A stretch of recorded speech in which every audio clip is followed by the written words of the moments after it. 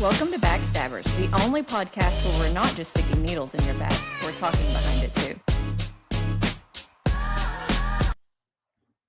All right, back with another Backstabbers. Let's do youngest to oldest. Let's do Alex, followed by quite a big age gap to Sarah, and then a little small age gap to me, the old heifer, Lacey. Oh, somebody's throwing shade already. That's funny. That's you, youngin'. Just keeping it honest. What y'all been up to? What's going on in the world?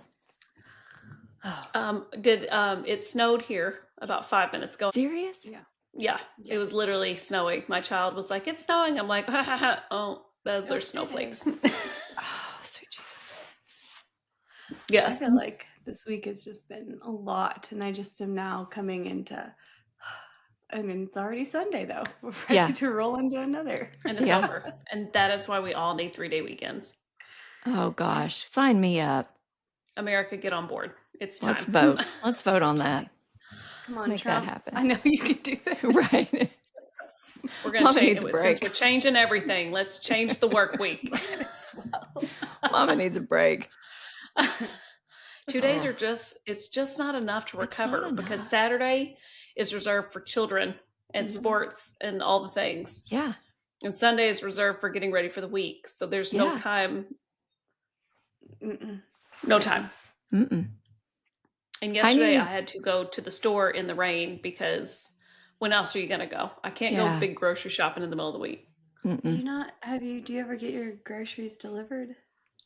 I've never done that. I've never done, I did the, where they put it in the back of your truck once in COVID. No, I'm talking. Only once?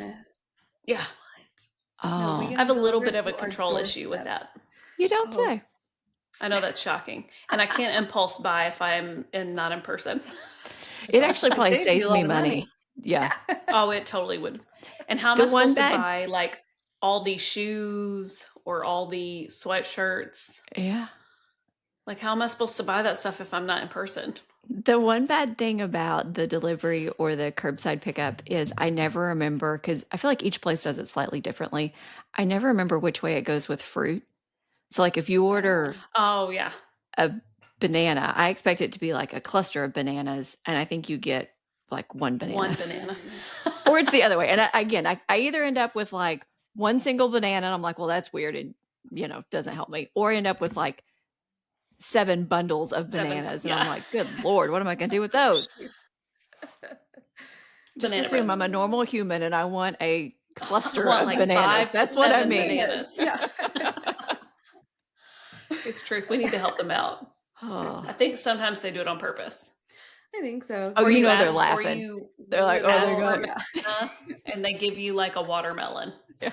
And they're like, well, this is the substitution that we had for bananas. Mm-hmm. All right. Yeah. I'm not saying I wouldn't do the same thing though. If that. Oh, totally. Be like, it's a fruit. I have my substitutions turned off because there are some things that like I don't like the different brand of, or I don't like the however they're going to give me. And so I just like, I'll live without it. I'd rather live without it than it sit on my shelf until it expires. There should be like if it was a carb section, I could be like, you can substitute with stuff. I might find something I like. I haven't met a carb I don't like. So like, just go ahead. You do you. Don't put a carb in my cart because you don't have the specific I still need those. Yeah. I need the carbs. I have a funny story with that. We had it delivered one day to our front porch and we weren't there like right when it got there, but nothing was like frozen or anything emergently had to get inside. And our neighbor's dog from like the backyard, who has an electric fence, busted through the fence. It came up and ate a whole loaf of bread. The dog was like, worth it today. It's worth it. That shock was totally worth it. Anyway, she felt so bad. And I was like, it's fine. It's a loaf of bread. I don't care. I mean, if I cared, I would have been home to put it inside, you know? But well, I'm be honest. If y'all put a shock collar on me and you tell me I have to run across it to get to some bread, I'd probably do it. I would. And I'd probably run back. Yeah, we are definitely not the group of friends that goes out and says no to the bread or the basket of chips. We want all I of was the gonna say, free. always Yeah, we Yeah. want all of it. more I'm tortilla like, if chips. you don't get that Yes. extra large thing of queso, we are no Uh-huh. longer We're friends. not friends. Yeah, I agree. Uh, Absolutely. Speaking of friends, church today was Mhm. amazing. And it made me Yes, very me thankful too. for you too. It talked about all about checking your circle, and I got a good circle. That's we do. We have a awesome. solid circle of faith-filled friends. Feeling real blessed today on this Sunday, even if I am tired and overworked. I'm Still. still feeling really Well, blessed.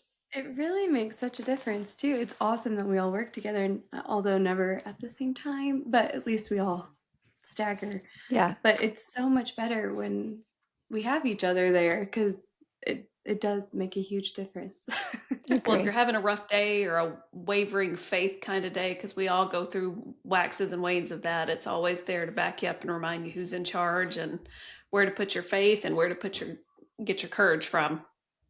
Yeah, So it's always nice to be surrounded with that.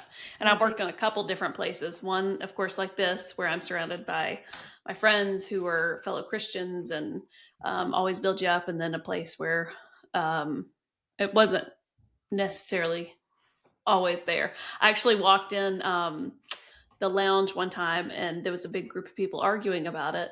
And one of the guys that was a Christian was like, oh, so they'd been arguing about how ridiculous it sounds and yada, yada, yada. And the guy that's a Christian goes, I'll tell you what, I would rather be wrong and go into darkness like nothing than be wrong if I were you and go where you're going if you're wrong. So I'll Yeah, take my chances. And I was like, that's a solid argument. It's a very simplified way. Yeah. It's a yeah, simplified way. But anyways, I was just like, I mean, if you believe in history, then you should believe in it because there's documented, it's yeah. documented. Well, and Sarah, Anybody believes in Christopher Columbus. you've been trying to get people to, I don't know if it was a read or a watch, because I'm gonna be real honest, I haven't done it. But the thing about the patients who experience like an afterlife Mm, Oh, mm, event yes. for the mm. doctors to share their stories, good. Help me out. I I'm, don't remember exactly because I I'm didn't going to do it, pull it but up I'm because going I'm going to to. show it. I'm going to show it. It's so good. So it's these cardiologists. And it has been a minute since I've read it now. So it's doctors of some sort, but I know one's a cardiologist. Anyways, they gathered. I think it's around 1,000 people's stories. They started, and I think it's probably cardiology because they bring people back quite often. Like if you have a heart That's attack, they true. can bring you back pretty easily. So they started hearing these stories of all these people's experiences. And I think it started with one, and then he was like, well, I'm going to start asking. And he was like, I never realized how many people had an experience after when they were before we brought them back. And so he started asking, and all these people's experiences, they were slightly different, the stories, but they were basically the same. Bright light, warmth, like the happiest you've ever felt.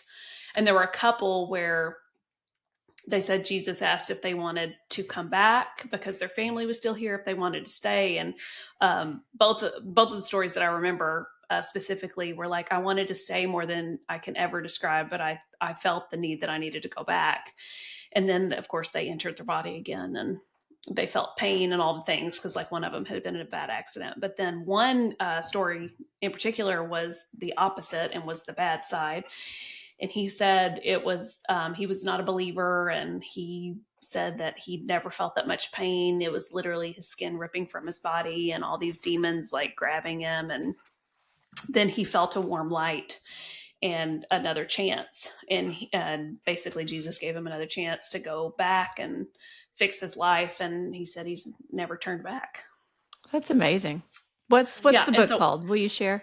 oh, that's what, yeah, let me finish looking it up. I was going to show it on I have it in my, There's a separate podcast that I listen to. It's called Maybe God, and it's a lot of his first episodes are those types of Oh, that's near cool. death experiences, and so you can hear because he interviews some of the people, and so you can actually hear them reliving the moment. Mm-hmm. It's all again, it's just crazy because there are people from all over the world, all different backgrounds, histories, whatever, in all of their situations of being on the brink of crossing over to death or not, they're all so similar, just like what Sarah's saying in the book, where all of their experiences. I was like, well, you can't make that up. I Yeah. mean, Yeah. How do you And it was argue with? crazy because it was across religions and mm-hmm. borders and Mm-hmm. I talk about all walks of life. But what was the circles about from Yeah, church this so it morning? was all about, let me hold on. I actually have my notes here from today's sermon. what? Hold on just a moment. Oh, Nice. just put it on the counter. It was Your Friends and Your Future. That was the title. But the thing I really liked is they talk about having a good circle of friends and the 5 people you hang out with the most is the average of what you end up yourself being like. And so I was like, well, that's a pretty interesting thought. And that wasn't from the Bible. It was from a guy named Jim something, I believe. Anyway, that was like his Perspective idea. on. But he talked about how friends should have 5 characteristics, and they were be by your side and fight your battles with you, which Lord knows we've fought some battles together for sure. Warn you if you're in danger or if someone's speaking ill of you. Warn you, be a good friend and not just, hide from it. Celebrate you. So if you're having successes or having something to celebrate, don't be bitter. Don't be Jealous discouraging. or Don't try to undermine mm-hmm. it. Celebrate, Mm-hmm. truly celebrate with the person. Defend you if you're not there and someone is talking Mm-hmm. negatively about you, and then keeping God at the center of that friendship. And those were the five qualities that a good friend would have. And I was like, that's a good list. And I feel like our trio anyway. I gotta think of 2 more people I like, but our trio, I'm doing pretty good. It's I'll work hard. my Well, way up to 5. yeah, right. I'm like, so my circle's really small, right? Yeah, right. I have found, and it's been a topic of my conversations kind of lately, but to find people who truly want good for you and Yeah. don't get stumped or stopped on the jealousy or Mhm. envy or whatever. Like, but when you can share success with someone and they truly just be so happy for you, like that's hard to Yeah, find in a friend. it is. It No, is you're because people especially don't in want to this be left world. behind either. Yeah. Like we all say we need to root for other women, and then like there's this weird part of everybody that's like, well, if she gets it, Mhm. I'm still going to be way back here by myself. Like I'm going to be back here. Mhm. So to find people that, regardless of where it leaves you, you want them to succeed because you're so excited for them, and like that's a true Yeah. friendship. I agree. And I Yeah. think the Well, part we're for such me a society personally, that it's keeping up with the Joneses. So it's never yes, Yes. good enough. Oh, I'm happy for them, but now I want to do better. It's always that right. competition, not just a genuine happy Well, for and I someone had to else. really evaluate too, because I certainly have struggled with those feelings through the years of different people.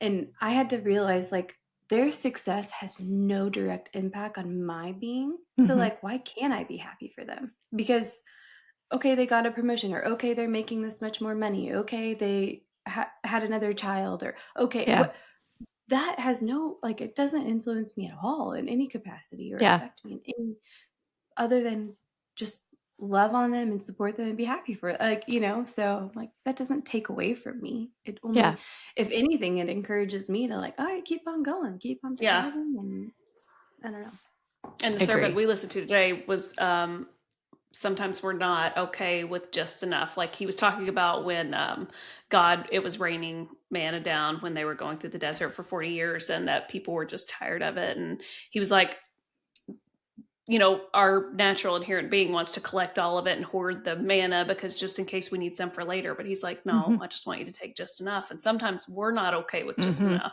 but Yeah. it's what we need at that moment. Yep. So it's okay for us to have just enough and somebody else to succeed. We'll all get there eventually. Yeah. Yeah. Well, we definitely But live in a it's time of we want excess. We want mhm. Mm-hmm. more than our share just in case. So that's Just And hard. it's keeping up with the Joneses thing. I Yeah. mean, it truly true. is. And And I until was like, getting my nails done earlier, and I was kind of looking around, and I was thinking about how much like money we all sink into all this stuff, and I was like, man, like if you compare it to even 20 years ago, like how worried we all are about our Mhm. appearance and how much money goes into it, and um, it's crazy. And it's all kind of, I mean, it is all keeping up with each other and trying to keep up with the next person. And it's hard not to get wrapped up in it. It's Yeah. hard, and then it takes away your dependence for the Lord to Hmm. provide. Like when you have excess, like if they were like back to the sermon this morning, because I was there too, but it's uh it's true. Like if you do what you need to for yourself and you're the one doing it, where's your reliance on God? Yeah. Like, I mean, if you have extra, you know, so anyway, so yeah, so I think he does things the way he does for a reason, for sure. I mean, I know that, but then conceptually, like as you talk, I'm like, oh, that's okay. He was building my own faith. Actually, Hmm. he did that for me, and Hmm. it's always amazing how it comes full circle like that.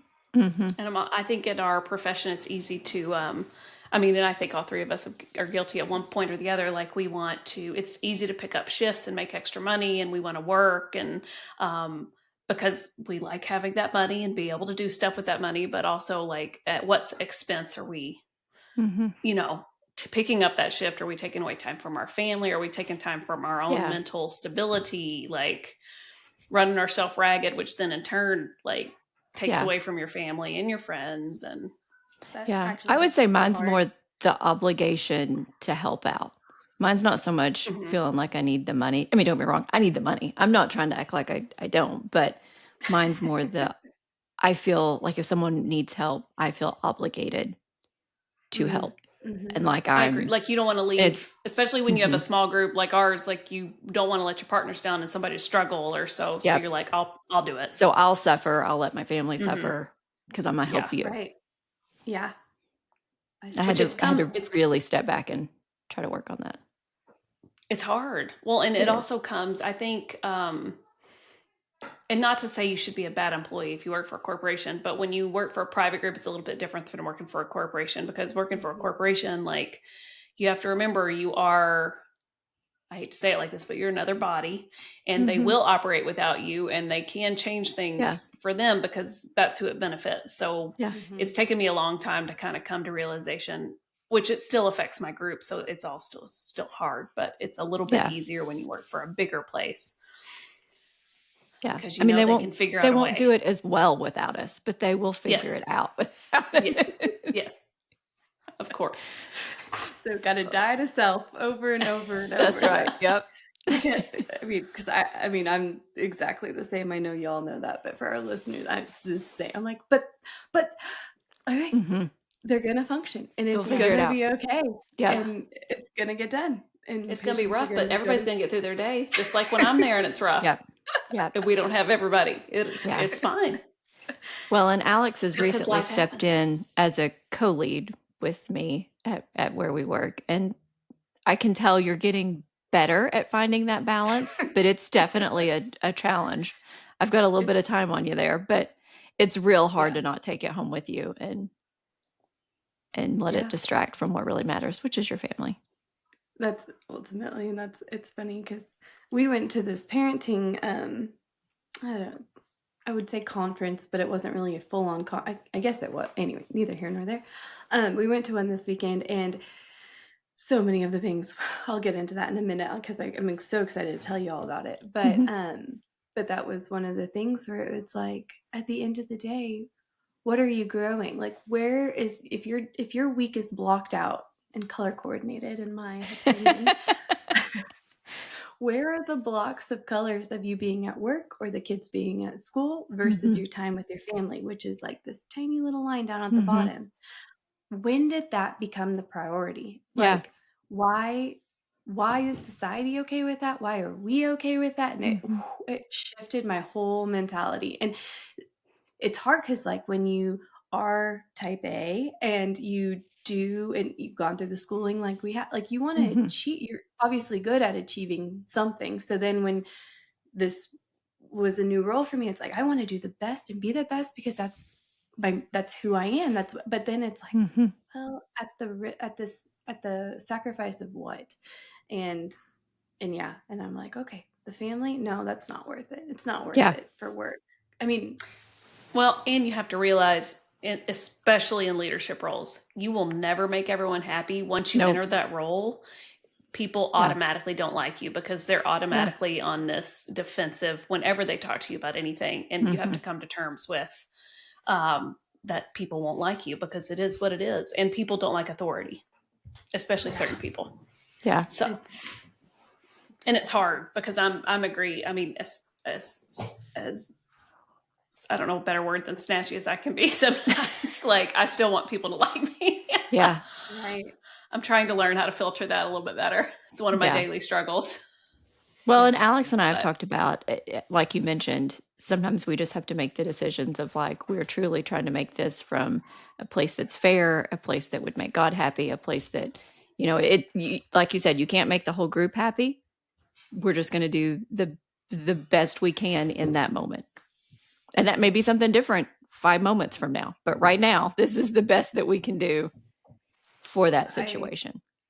Yes. And as long as, again, yet the accountability is like, I know I'm doing what's right between, like, aside from the decision for the group or for whatever, I know I'm doing what's right according to the Lord. So, like, that's at the end of the day, I feel like all that my matters. accountability. So yeah, as long as you're and you're not self-serving, like that's the biggest thing with leadership that I think I have a problem with. So many people enter that role and it's more of a self-serving Because they want to do decision. less, I mean, if you're not do honoring, more.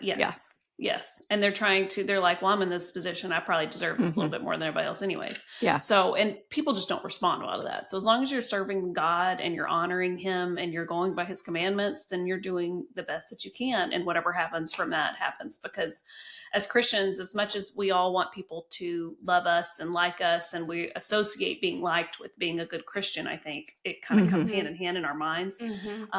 Christians have never been liked all over the world. It's not been a welcome with a big hug. Everybody's been at odds with us because nobody likes it, not to be reprimanded, but nobody likes to, it makes you look inside and be like, well, maybe I'm not quite where I need to be. And nobody likes to think that. That's so good. That's so true. I mean, even going back as simple as looking at Jesus's life and how much he was mocked and persecuted on the daily. And it's just like, okay, this has been existing since forever. Yeah. So. And that's why they constantly tell us when we listen to sermons and stuff that it's not easy. It's not, people think just because you pronounce that your love for Jesus, that you're a wacko or you're an extremist or something, when really we're the normal. So I think that comes with age too, being able to accept that it's not the popular thing. I agree. Yeah. But find you a group of friends that it's popular with. Yes, there you go. And surround yourself with it. Yeah. And I was trying to remember. And everybody else is the crazy. We're the exactly. Yeah. Nobody's ever told me this, but we're the normal ones. Yeah. Rarely do we get told that. There's I can't remember what character it is in the Bible that Jesus is walking past and I wish I could remember the story now because it's not going to be as. He gives him another chance, but he realizes he's still picking the wrong thing and Jesus walks away from him. So it's not that you don't give them another opportunity or preach to them or give them the information, but at some point, if they're not good for you in your life, then you do just need to walk away. Like sometimes friendships are not for the better. They fizzle for a reason. Yeah. And sometimes God will make that happen, whether you like it or not. And then you look back and you're like, I can see why that happened. Thank you, God. Yeah. Amen. But it's hard to see. It all comes with age. I mean, well, it's so hard when you're young, but we're still so young. So young. Well, on me and Alex. Oh, okay.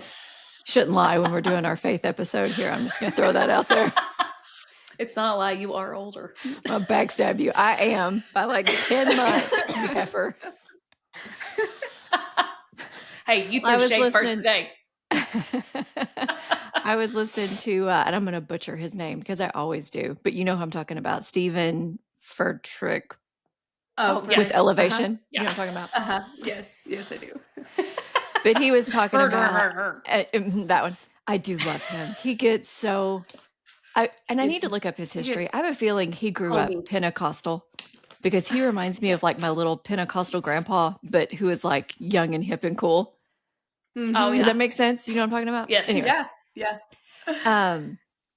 he was talking about how God's in the commas and how a lot of times you're going through it and that's not the time that you're going to give your testimony. You're going to realize Mm, what it all was about 20 years from now. And it talked about Paul and how he has this amazing life and how he's going through all these trials and tribulations, being persecuted after he's become Paul, not so much Saul.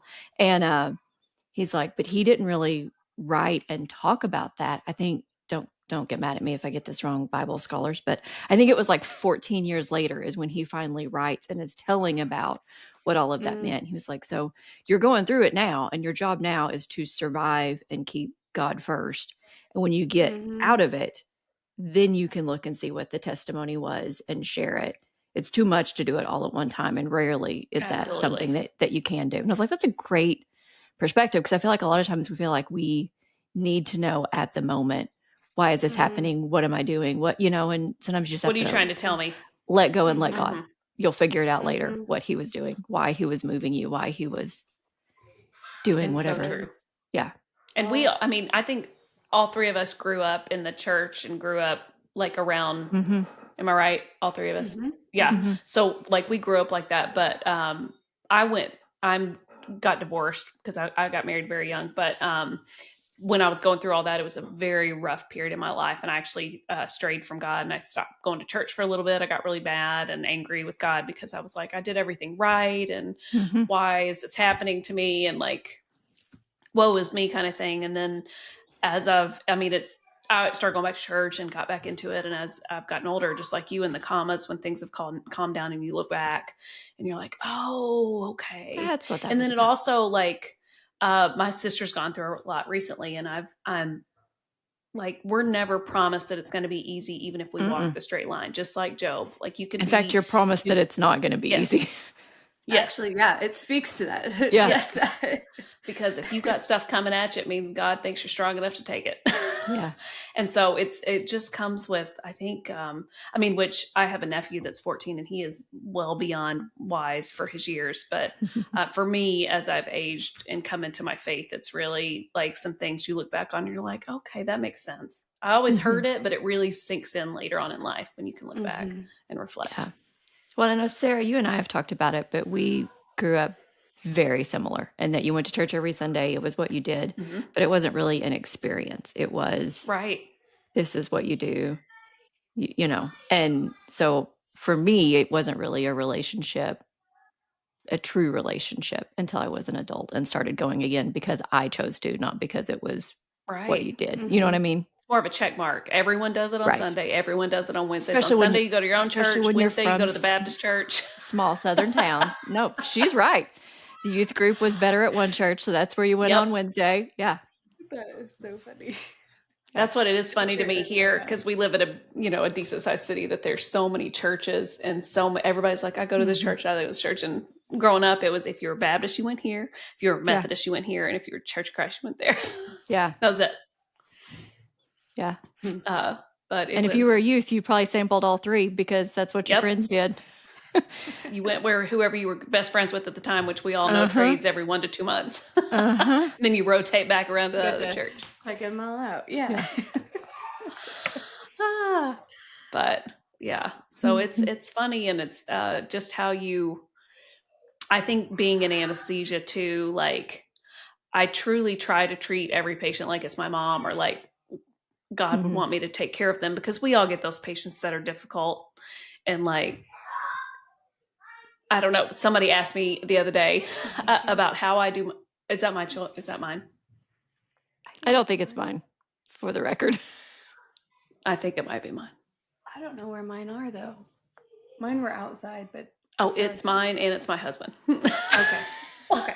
Hey, Okay. listen, I I'm hear just glad him. it's not my family this time. It's always mine. I think it's mine. Okay. um, now I can That's all funny. hear is bloody It's screaming. fine. Um, It's real life. I It's don't, fine. I've lost my train of thought. I don't even I'm know what we were sorry. saying. I'm sure it wasn't important. Yeah. Yeah, I'm Uh, out. we're I lost we're it. gonna we're gonna plan a girls trip, and maybe this could be like a listener trip once we get some listeners. Um, So y'all come, so it'll be more fun. Y'all come join us. Maybe we could make some CME stuff out of it. We'll do some brainstorming. We'll But I figure really something out. want to Yeah. go to that outdoor cross place in one of the Carolinas. Oh my And I gosh, think yes. Alex, I think you and I were the one who were talking about this because we were talking about work and it led to this. Um, Uh-huh. one of the elevation churches, they got lots, but one of them is in that same little town where the cross is. And it's one of the Carolinas. I mean, it'd be a good time. We'll be Yeah. well-rounded. There might be drinks too on the church anesthesia trip. Yeah, you know. Listen, he made water into wine. I feel like occasionally it's okay. Yes, agreed. And did I'm it for his in. mom. Did it for his mom at the wedding because that was the Yes. tradition. And he And was the like, good wine. woman, don't worry. I'm going to make you some wine. And he did. It's a And the good miracle. wine. So we have to drink the good wine too. Exactly. Exactly. I got my mom a wine glass that said, Jesus touched my water. Oh. I love that. Oh, Gita. I got to see Gita and Lacey's sister for 0.5 seconds of amount of time because we were transferring chicken. And I'm going to call Lacey out right now because thank goodness her husband called me prior to me going to pick it up because Lacey told me I was getting chicken. So I was transferring chicken. So I had a little Karth moment that would not have handled. There were two 1,000-gallon coolers of raw chicken that were 200 pounds a piece. That I thought in my head, I was like, oh, I'll just run by and we'll just chunk it in the back of my truck. Yeah. Well, and her husband calls me. He's like, you're going to need to pick up. You're going to need to back it to back. And I was like, oh, so I can't do this by myself. And he was like, no, you can't do this by yourself. Okay. Okay. So yes, you can backstab me. And yes, I should have told you. And I'm glad he knew you enough to know that he needed to.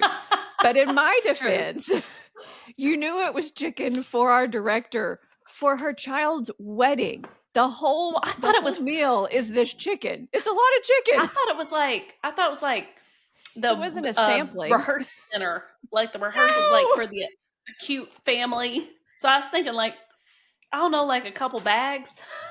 No. You know our director. Lacey and I was like, I'm taking dinner out of this cooler. Feels like my fair share of the transportation. I did not, because she was like, go for it. And I was like, if you think I'm going to open up a gallon, that biggest thing of chicken, raw chicken, I might vomit right in the middle of it. No, she doesn't. Well, I got all excited because ooh, are we eating meat again? Go for it. Steal all the chicken you want. It'll be fine. It's like, no, so I don't have to go buy it for my family. No, but Devin helped me and it was wonderful. It was an easy peasy drop off. She lives kind of out in the woods, and my husband at one point was like, are we going to get murdered back here in the woods? Could bury us. No one would. I was like, at least we're together. That's funny.